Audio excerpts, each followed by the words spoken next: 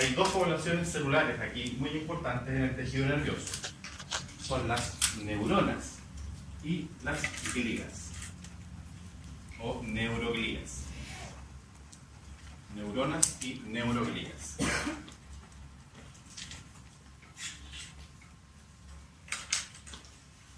Cuando uno empieza a hablar del tejido nervioso, o uno escucha hablar del tejido nervioso, lo primero que uno se le viene a la cabeza es la neurona, ¿cierto? Como la célula más importante de este tejido. Sin embargo, las glías también son una célula muy importante para la función que realiza la neurona. Antiguamente se pensaba que eran como el tejido conectivo asociado al tejido nervioso, pero son células que tienen el mismo origen y que, a diferencia de las neuronas, mantienen su capacidad mitótica. Se siguen reproduciendo, a diferencia de las neuronas, que no se reproducen.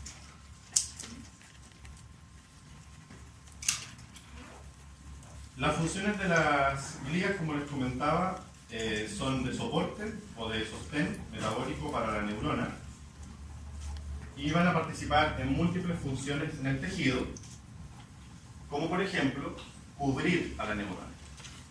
Protegen de manera física a la neurona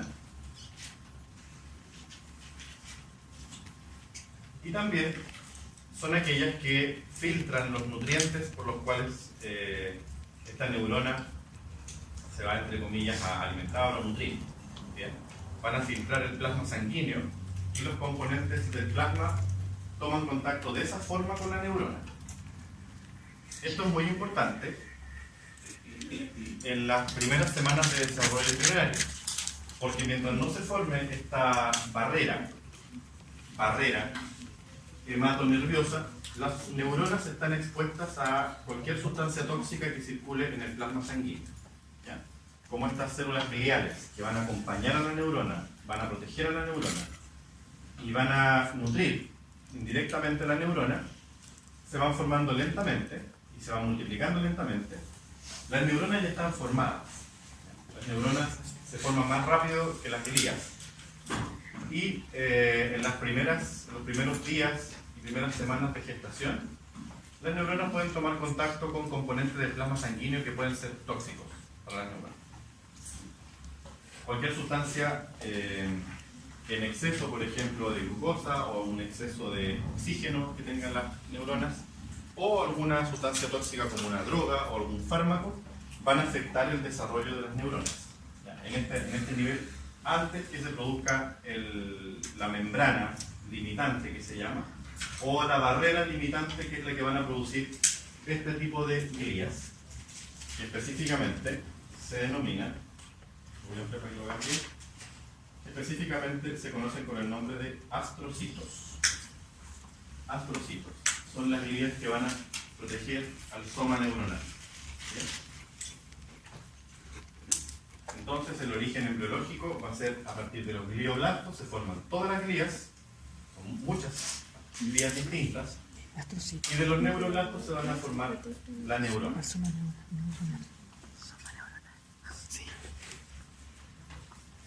Durante este proceso de diferenciación celular, muchas células mueren en la multiplicación. Sin embargo, hay una gran cantidad de neuronas en el organismo y una mayor cantidad de glías. Son más importantes en cuanto al número, las glías que pueden haber. Ellas van a establecer las redes de comunicación entre las neuronas, van a generar los puentes de comunicación llamados sinapsis. Entonces, más importante que el número de neuronas que tenga un individuo es el número de glías que se pueden desarrollar. Aparte, estas se siguen multiplicando por mitosis. Adelante vamos a hablar un poco más de eso. Las glías son las células que van a aportar el soporte a estas células. Esta imagen a mí me gusta bastante porque es bien gráfica, muestra distintos tipos de células tomando contacto con las neuronas, y si miramos por parte de la imagen, lo azul serían los somas de las neuronas, esto sería el axón, y si se fijan hay una neurona aquí que está envolviendo los axones, al axón de una neurona y al axón de otra neurona. Entonces esto es una glía. Esta glía es la que está envolviendo o rodeando con citoplasma al axón, esta se llama oligodendrocito, o también llamada oligodendroglía. Oligodendrocito. Es la que forma la vaina de mielina.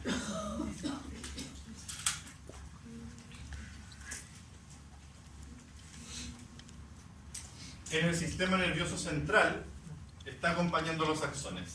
En el sistema nervioso periférico se llama neurolepnocito. Es la misma. Neurolepnocito. Uno es en el central y el otro es en el periférico. Este neurolepnocito es el que también se conoce como célula de Schwann. ¿Lo han escuchado? La célula de Schwann. ¿Y el neurolepnocito igual es modalidad de eso? Sí, cumple la misma función, pero en el sistema nervioso periférico. O sea, en los axones que están formando un nervio, ese es del sistema nervioso cumplen la misma central y función. el otro es del periférico. Y ahí se va a hablar, cuando veamos a la célula, se va a hablar de una célula o fibras. No sé si lo han escuchado, igual las fibras nerviosas mielínicas y las amielínicas. Las amielínicas no es que no tengan vaina de mielina. Lo que pasa es que cuando por ejemplo, si estos fueran 3 axones distintos, cuando una célula de Schwann logra envolver a 3 al tiro, forma una fibra que se llama amielínica. Pero igual tiene mielina. Cuando aquí, para cada uno, hay una célula de Schwann y lo envuelve y hace múltiples envolturas, eso se llama mielínica. Una célula de Schwann podría envolver un conjunto o podría envolverlos por separado. En este caso, el ejemplo que se muestra acá es una célula que está envolviendo por separado a 2 axones. ¿Me entienden? Si aquí hubieran varios axones juntos, esta sería una región amielínica. Pero como envuelve por separado un axón, se llama mielínica. Ese concepto de fibra nerviosa mielínica o amielínica solamente se utiliza en el sistema nervioso periférico, no en el central. Bien. Sí. ¿Qué es el neuro cuánto? Lepnocito, con MN. Se ubica en el sistema nervioso periférico. El término en el sistema nervioso periférico. Sí. Cuando envuelve, bueno, lo vamos a ver cuando lleguemos a esa parte. ¿Ya? Otra célula que ustedes podrían ver de color amarillo es esta que está tomando contacto aquí con el soma, como unas prolongaciones, ¿verdad? Que es la misma que está aquí. Esta de acá y esta de acá. Si se fijan, esa célula que está ahí, en este esquema, es una célula que está tomando contacto con un vaso sanguíneo por este lado, con un vaso sanguíneo. Sus prolongaciones citoplasmáticas forman lo que se denominan pies astrocitarios, y toman contacto, su citoplasma también se proyecta y toma contacto con el soma. Por lo tanto, esta célula es la que se encarga de filtrar el plasma sanguíneo. A partir de ella pasan los nutrientes para el soma neuronal. Las neuronas, ya cuando está formado el tejido, no toman contacto nunca directamente con el plasma. Si eso ocurriera, se intoxican las neuronas y se mueren las neuronas. Esta membrana, obviamente, no es semipermeable y hay algunas moléculas que traspasan la membrana. Esta célula se denomina astrocito. Astro, por el tamaño que tiene y porque cuando la miraron por primera vez en el microscopio se semejaba como a los científicos como una estrella, porque tenía muchas prolongaciones. Astrocito. ¿Ok? Como les mencionaba, hay muchas sustancias que logran pasar esta barrera, porque lo que hace esta célula finalmente es poner una barrera entre el plasma y el soma, ¿cierto? Pero hay muchas sustancias que atraviesan esta barrera o que logran pasar al interior de la célula y transferirse al soma.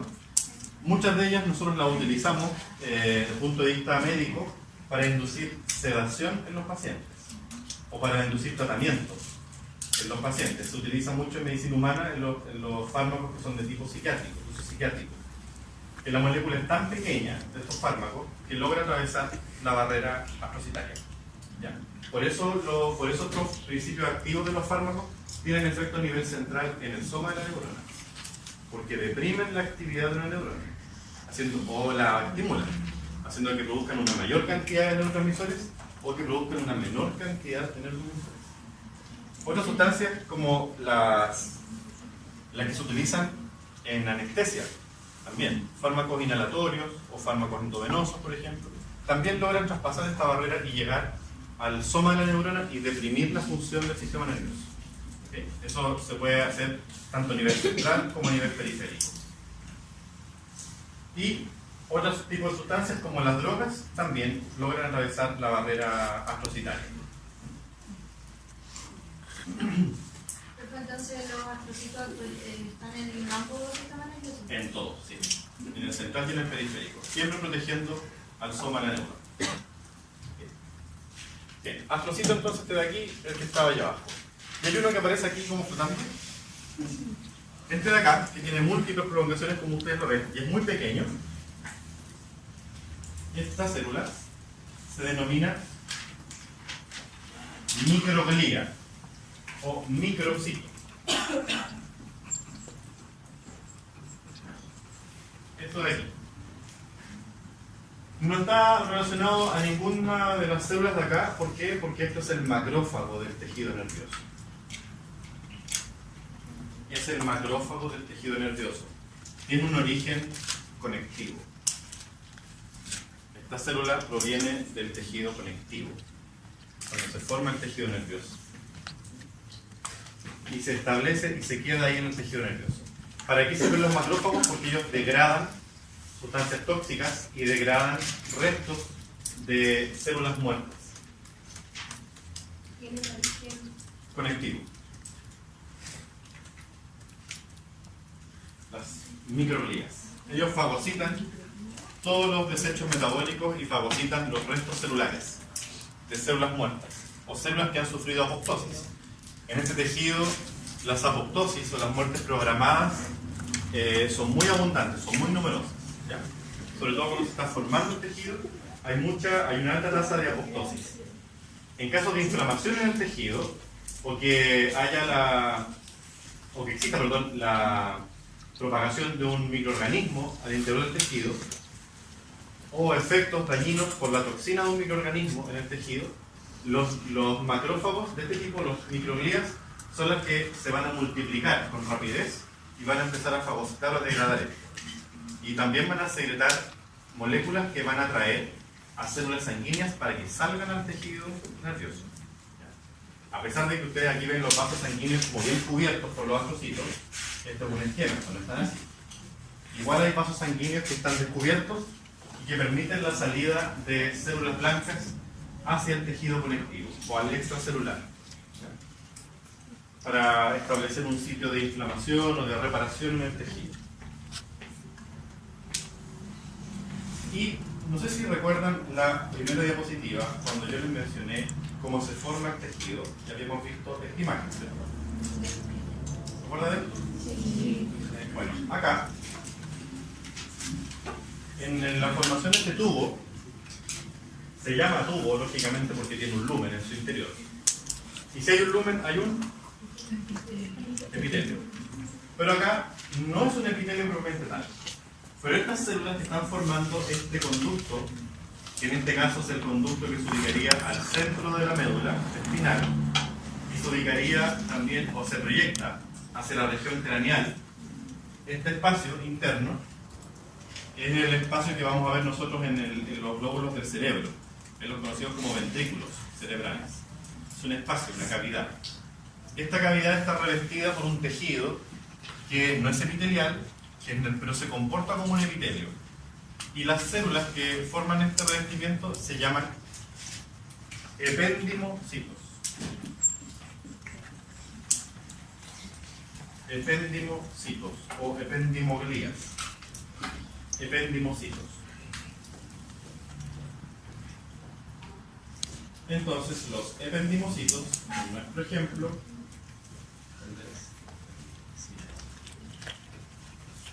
en nuestra imagen, son estas células rosadas que están ahí arriba. ¿Las ven? Esos son los ependimocitos, forman una especie de epitelio. ¿Qué van a producir los ependimocitos? Son células secretoras. Estas células producen un líquido o una secreción de tipo serosa, que es como agua. Acá el componente de agua, que yo creo que usted lo ha escuchado por alguna parte. Se llama líquido cefalorraquídeo. Entonces estas células son las que secretan el líquido cefalorraquídeo. No en cualquier parte. ¿Ya? Por ejemplo, todo el tubo puede estar revestido por estas células, pero no todas las células están produciendo líquido cefalorraquídeo. El líquido cefalorraquídeo se va a producir en una región cubierta por estas células y se conoce como plexos coroideos. En la región llamada plexos coroideos, en esta región se va a producir el fluido cerebroespinal, que es lo mismo que decir líquido cefalorraquídeo. Líquido cefalorraquídeo era en el tiempo de mi abuelito. Ahora se dice fluido cerebroespinal. ¿Qué son los plexos? Son conjuntos de capilares muy pequeños que van a estar hacia esta cavidad o hacia este espacio. Es como que, miren, es como que esta sala fuera la cavidad y el data fuera como una madeja de capilares. Y hay células que están encima de estos capilares, cubriéndolos, ¿me entienden? Porque tiene que estar todo cubierto por acá adentro. Entonces, en esta región donde están estos capilares enrollados, ahí se filtra el plasma y se produce el fluido cerebroespinal. Esas regiones se conocen como plexos coroideos, que están en el cerebro, en los ventrículos del cerebro. Ese líquido cefalorraquídeo es muy importante para la función y para la vida de todas las células del sistema nervioso central. Lleva los nutrientes para las neuronas.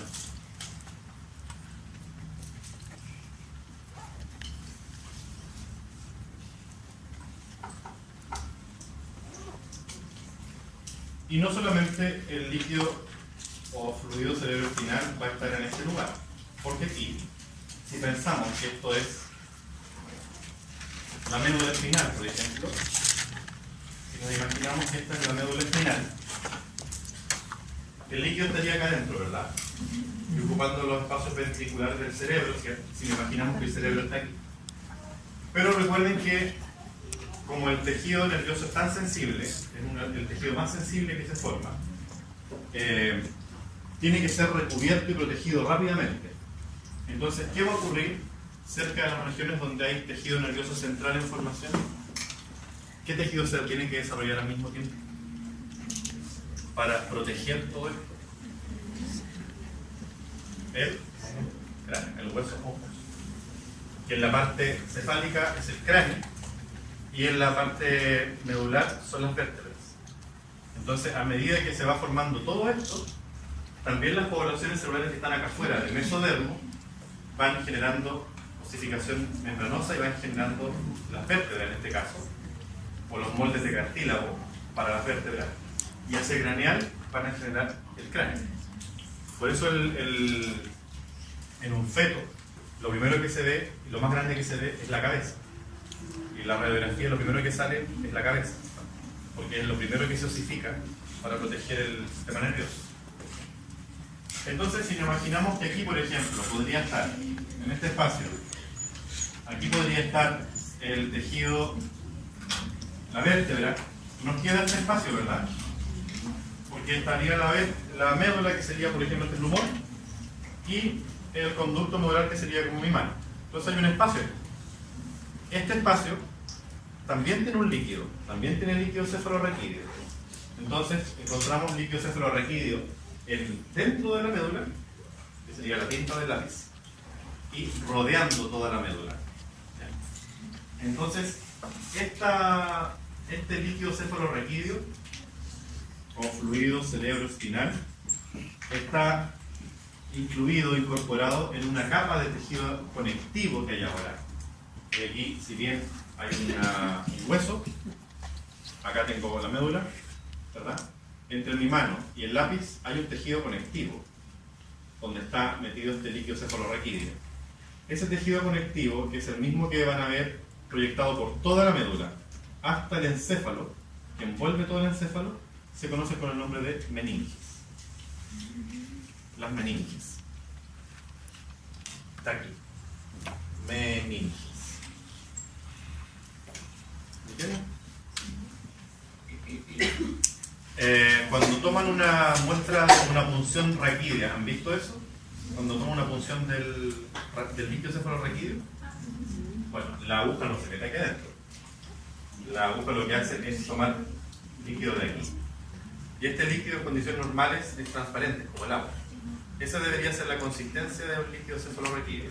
Cuando hay proliferación bacteriana o contaminación bacteriana del tejido producto de una septicemia o de una meningitis, que es lo más común, las bacterias proliferan en este líquido porque este líquido es un medio de cultivo muy rico, porque tiene muchos nutrientes.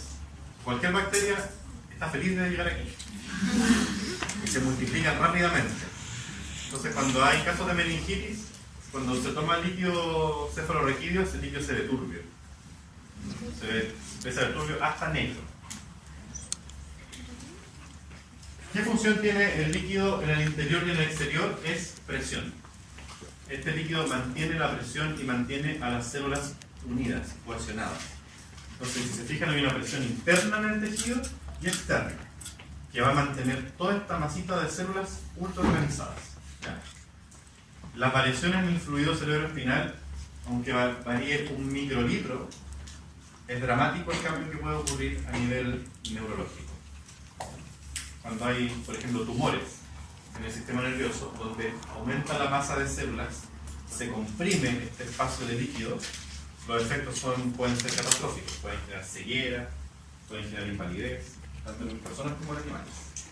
Entonces, el volumen y la presión de este líquido, tanto en las meninges como en el interior, tiene que permanecer en niveles constantes. Cualquier alteración es patológica.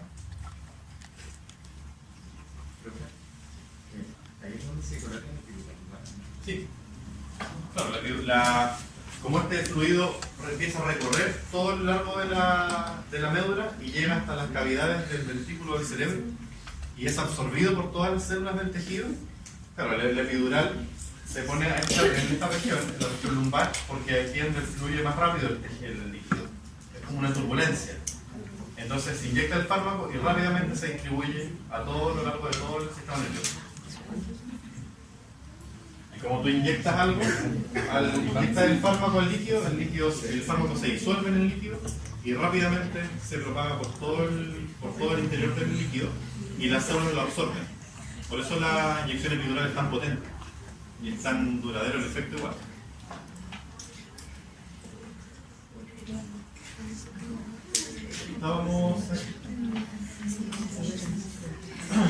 Bueno, las glías, como les mencionaba, tienen estas características de ser células de soporte, cumplen múltiples funciones de apoyo a la neurona, son más numerosas que las neuronas y, como tienen la capacidad de hacer mitosis, son las principales responsables de los crecimientos patológicos de células en este tejido, o sea, de los tumores.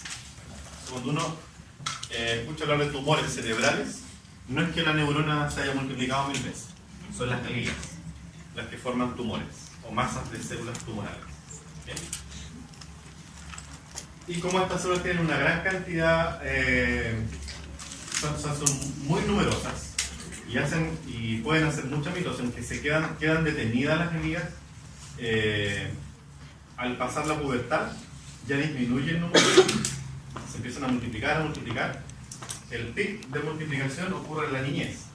Por eso la mayoría de las conexiones neuronales que ocurren son en la etapa de durante cachorro o en la infancia de los seres humanos, donde ocurren la mayor parte de redes neuronales. Esas redes y esas conexiones se establecen y quedan para siempre establecidas en esa edad. ¿Ya? Después madura el tejido, pero la capacidad mitótica no se disminuye también.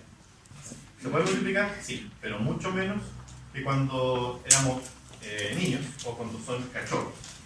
¿Ya? Por lo tanto, el número de glías que tiene un individuo queda determinado en la infancia. Después solamente es entrenamiento del aprendizaje, nada más. Lo que hicimos en el colegio a los 12 años fue entrenarnos. Lo que están haciendo ustedes ahora es entrenarse.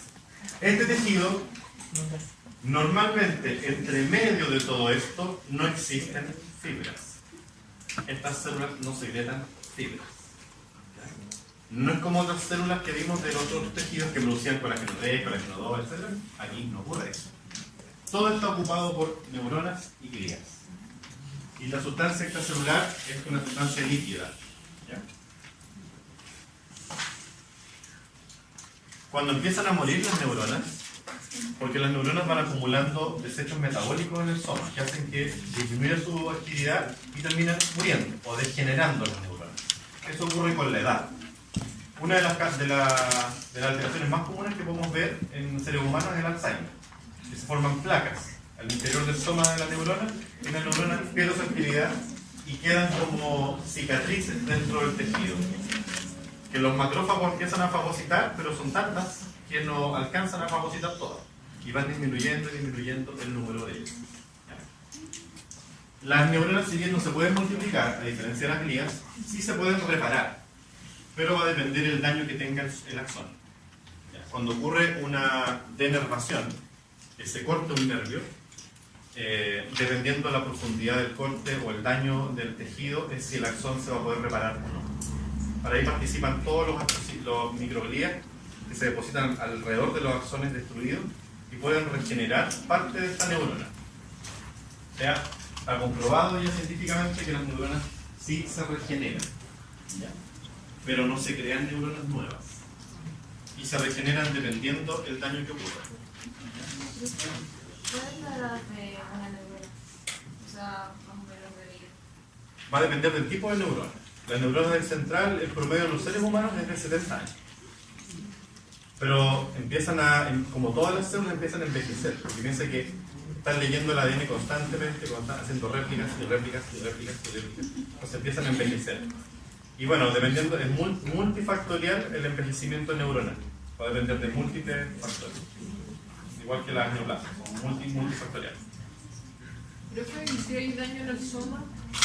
Es irreparable. Sí, no se repara la neurona.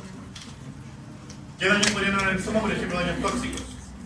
Hay toxinas que pueden ser toxinas bacterianas o agentes farmacológicos o drogas, derechamente, que afectan al ADN de la célula. Muta la célula y puede entrar en el proceso de apostosis. Y es irreversible. Entonces las glías son las responsables de una multiplicación que puede ser exagerada y pueden dar origen a tumores en el tejido. Son muy buenas porque participan en la regeneración, en el cuidado del tejido, pero pueden pasarse al límite de ser malignas cuando generan tumores que a su vez son muy agresivos, son de crecimiento muy rápido. Bien. Con el avance de la ciencia se han inventado distintas técnicas, como por ejemplo esta técnica, que es una técnica combinada de uso de anticuerpos. ¿Ya? La técnica más avanzada para ver una célula y ver que esa célula es tal célula y no otra, que sean idénticas. Pueden variar en proteínas. Yo no puedo tener dos neuronas que yo las veo ópticamente iguales, pero una neurona es distinta a la otra por el hecho de que tiene otras proteínas distintas. En microscopía común y corriente, como ustedes ya conocen, eso no se puede ver. Pero cuando se utiliza una técnica de anticuerpos que se llama inmunohistoquímica, yo logro teñir específicamente la célula que yo quiero teñir, que yo quiero ver. Las prolongaciones citoplasmáticas de las astroglías no se van a, de ninguna glía, no se van a ver con hematoxilina eosina. La tinción corriente no permite ver prolongaciones, solamente núcleos. Con esta tinción se permite teñir o marcar mediante anticuerpos proteínas citoesqueletales exclusivas de los astrocitos. Entonces, yo lo que veo aquí en esta imagen solamente son astrocitos y el resto es un fondo rosado que no puedo decir lo que es, porque solamente la tinción es para astrocitos. El astrocito es el más numeroso de todos. Aquí se ven cómo en un vaso sanguíneo están tomando contacto los pies de estos astrocitos y están comunicados entre ellos también.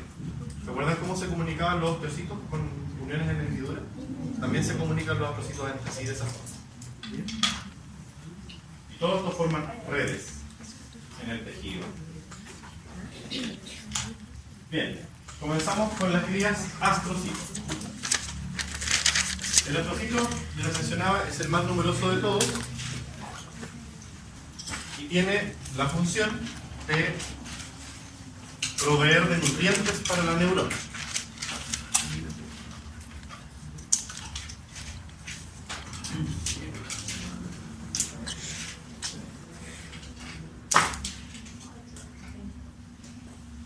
Provee los nutrientes para la neurona. Esto lo hace formando lo que se denomina una membrana limitante glial. Toma contacto con vasos sanguíneos.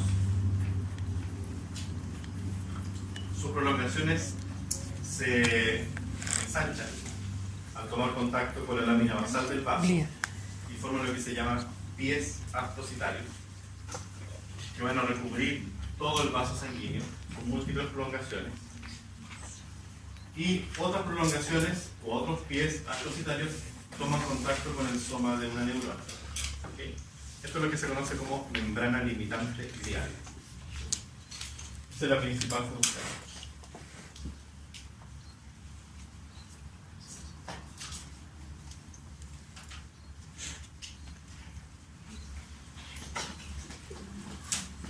En esta imagen también de con inmunohistoquímica se ve el vaso sanguíneo, acá, y las prolongaciones de la célula que van a tomar contacto con estos vasos sanguíneos. Obviamente no sale la neurona para que esto tomando contacto. Y aquí la unión estrecha que generan los pies de los astrocitos con la lámina basal de los endotelios, de los capilares del tejido.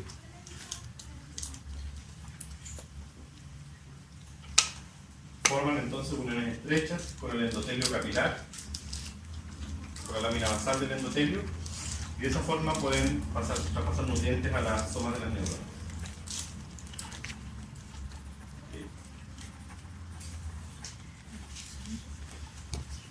Aquí hay otra imagen de astrocitos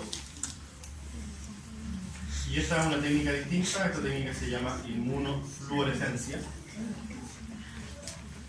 Todos son astrocitos. También se incuba la muestra con un anticuerpo. Se ven células de color verde fosforescente. Como ustedes ven imágenes así como fosforescentes o luminosas, son con la técnica que se llama inmunofluorescencia. Hay imágenes bien bonitas de inmunofluorescencia.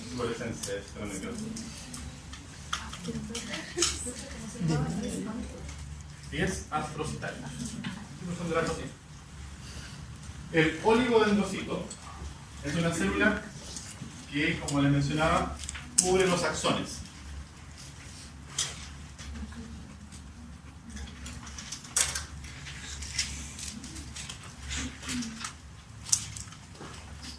Formando una vaina, una envoltura, que se conoce como vaina de mielina, siendo la mielina un lípido.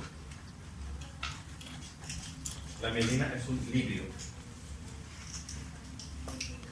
Y en esta imagen, aquí de la rama, se ve un ejemplo de cómo en estos 5 axones son envueltos por prolongaciones distintas de la misma célula. ¿Okay? Entonces, la célula va formando envolturas y este axón se va enrollando, y a medida que se va enrollando, esto va girando y va creciendo la prolongación. De esa forma se van cubriendo los axones de esta vaina de mielina. Eso le permite a la neurona que su impulso eléctrico se propague con mayor rapidez. Mientras más cubierto por mielina está, más rápido es la propagación del impulso eléctrico a lo largo del axón. Por eso existen células que hacen una función similar al oligodendrocito, pero que pueden envolver muchas veces a un axón. Por lo tanto, el impulso es más rápido. Se llaman fibras nerviosas mielínicas. Mielina. Eso se le denomina en el periférico.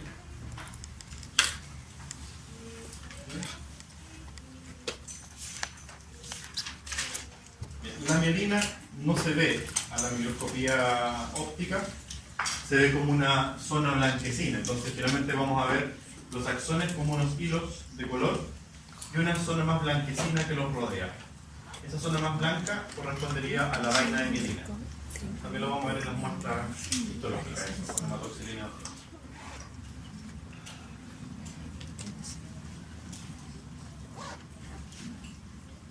Y otro ejemplo del onigodonto.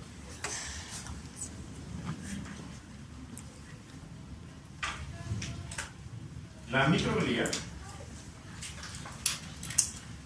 son estas células pequeñas que son muy similares a los fibroblastos cuando uno las mira al tejido, al microscopio. Cuando uno las mira son parecidas a los fibroblastos. Tienen como función ser macrófagos del tejido.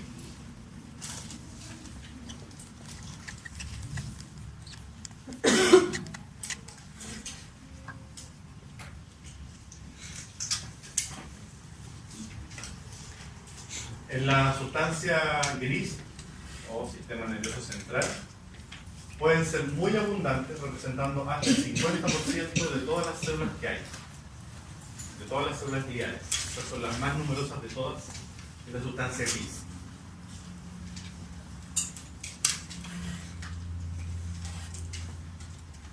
Y como mencionaba, se forman, tienen un origen conectivo, derivan de los monocitos de la sangre, igual que todos los macrófagos. Pero cuando se están formando el tejido nervioso, estos monocitos quedan en el tejido y se establecen ahí. Y no migran a otros lugares. Por eso son fijas del tejido nervioso.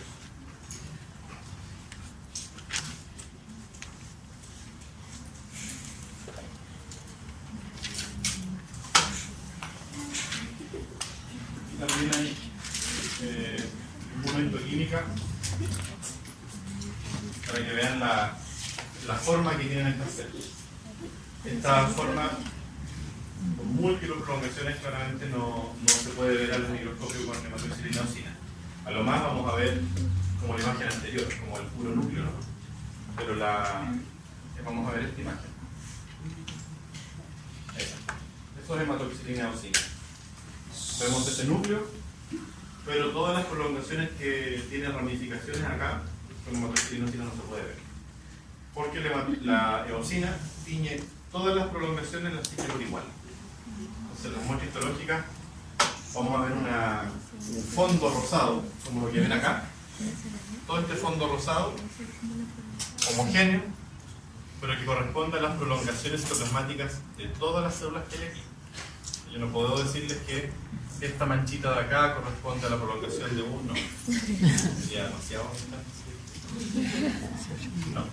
No se puede. ¿Ya? Entonces, como en histología todo tiene un nombre más que aprenderse. Al fondo que nosotros vemos rosado en una muestra histológica, que parece fibra, pero no lo es, porque yo les dije que aquí, ¿qué cosa? No hay fibra, muy bien. Todo este fondo rosado que parecen puras fibras, en realidad son las prolongaciones citoplasmáticas de todas las células, ¿verdad? A esto se le conoce con el nombre de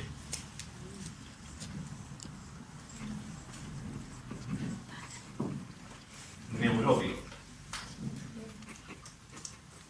Neurópilo. ¿Qué es el neurópilo?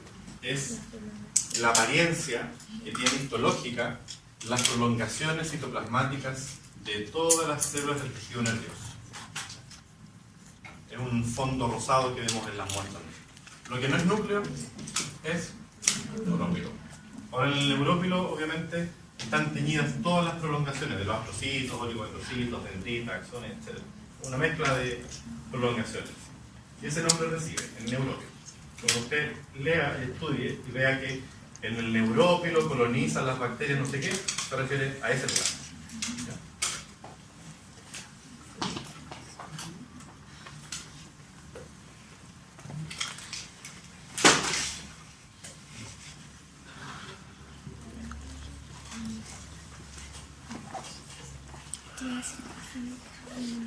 Bien, la célula de Schwann, así se escribe, siempre me equivoco en el nombre, así se escribe. Pero me equivoco, pongo CSH. Esta cumple la misma función que el oligodendrocito en el central, la célula de Schwann. Y su función es producir una vaina de mielina muy gruesa alrededor de los axones. Cuando una célula de Schwann envuelve a muchos axones al mismo tiempo, se dice que esa fibra nerviosa es amielínica. Cuando una célula de Schwann envuelve a muchos axones a la vez, todos juntos, se habla de una fibra nerviosa amielínica. Cuando lo hace con un solo axón y lo envuelve muchas veces y crea una tremenda vaina de mielina, eso sea como la imagen que se ve aquí, eso se llama fibra nerviosa mielínica. ¿Qué permite? Permite que el impulso, al estar más protegido del axón, el impulso se propaga mucho más rápido por la longitud de la neurona. Eso va a depender del tipo de neurona. Generalmente los nervios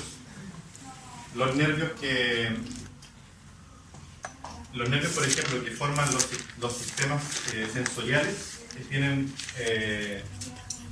son de tipo mielínico. Todo lo que nos lleva información, por ejemplo, visual, olfatoria, del oído, tienen fibras mielinizadas. La información viaja muy rápido al cerebro. El ependimocito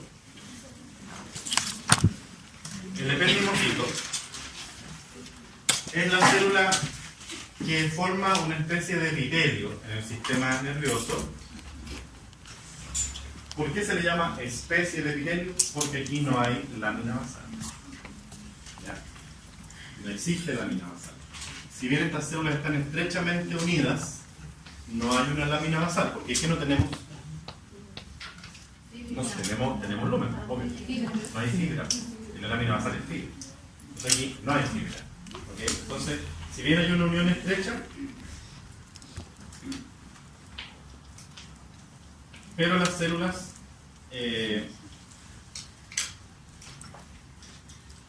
carecen de una lámina basal. Aquí son las prolongaciones las que están unidas unas con otras, formando esto. Este tanicito o tanacito es un tipo de célula ependimal. Ya lo vamos a ver después en el laboratorio dónde se encuentra, en qué parte del sistema se va a encontrar. Pero es lo mismo, es un tipo de célula ependimalia. Tienen en su superficie ultraestructuras que se conocen con el nombre de microvellosidades y cilios, porque permiten el movimiento del líquido cefalorraquídeo y la absorción del líquido cefalorraquídeo también. Recuerden que el líquido cefalorraquídeo es importante porque al absorber este líquido de las células, todas las neuronas y las glías pueden nutrirse a partir del líquido cefalorraquídeo.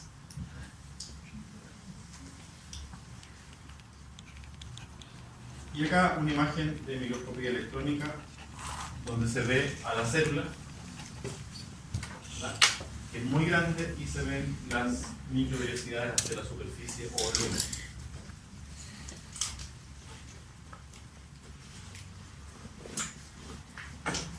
Esto es el canal central de la médula espinal. Este es el canal del epéndimo. Aquí hay líquido cerebroespinal y esto es la sustancia gris de la médula espinal. Ahí me falta un tremendo pedazo de la médula, llegaría como hasta acá, en este esquema, la médula. Pero lo importante de esta imagen era para que ustedes vieran cómo se disponen estas células, que pueden ser muy largas, siendo cilíndricas, por ejemplo ahí, células cilíndricas muy alargadas, o pueden ser incluso cúbicas. Eso va a depender del lugar o el segmento donde se vean. Generalmente en la médula espinal son muy alargadas, pero en los espacios de los ventrículos cerebrales son muy pequeñitas y son cúbicas. La imagen anterior de microscopía electrónica, esta, corresponde a una célula cúbica de ventrículo cerebral. Las cilíndricas son mucho más grandes, las que están en la médula.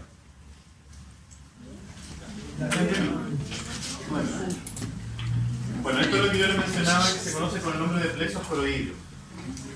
Estos son los vasos sanguíneos que están formando estos como ovillos o glomérulos y están cubiertos por estas células cúbicas, que ven ahí, que son las células ependimales. ¿Sí? Todas estas son ependimocitos y los vasos sanguíneos están aquí. Entonces, el plasma se filtra de aquí hacia acá. Y lo que está rotulado con el número 8 es el espacio, donde está el líquido cefalorraquídeo. ¿Okay? Plexos coroideos.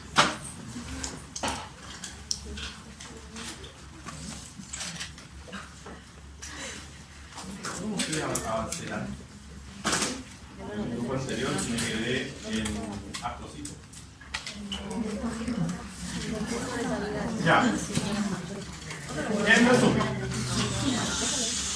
este tejido presenta células altamente especializadas, conocidas con el nombre de neuronas y glías, que tienen múltiples tipos o múltiples estructuras. Tienen como función principal producir neurotransmisores y propagar impulsos nerviosos. Son estructuralmente complejas, ya vieron ustedes la gran variedad de formas que tienen, y va a depender del tipo de glía o de neurona, la forma que van a tener. Son células que en su soporte cumplen roles diferentes, va dependiendo de las glías. Recuerden que con ustedes las vimos todas, ¿sí? La función que van a tener cada una. Establecen puentes o redes de conexión con las neuronas, las glías, y las neuronas entre ellas también establecen redes de conexión. La importancia en procesos patológicos está dado porque principalmente las glías pueden hacer mitosis y el tejido, como está protegido de la circulación, cuando falla esta protección o cuando hay microorganismos que traspasan esta barrera, logran establecer infecciones o inflamaciones en el tejido. Técnicas de identificación, ya les hablé cuáles eran las principales técnicas. Está la inmunohistoquímica, la inmunofluorescencia, o sea, lo que hace es buscar un anticuerpo, y ese anticuerpo evidenciar la célula que yo quiero mirar. Y la importancia de la barrera hematoencefálica es porque las neuronas no toman contacto directo con el plasma, sino que necesitan al astrocito para poder nutrirse. ¿Consultas? ¿Dudas? ¿No? Ya. Nos vemos esta semana en el laboratorio.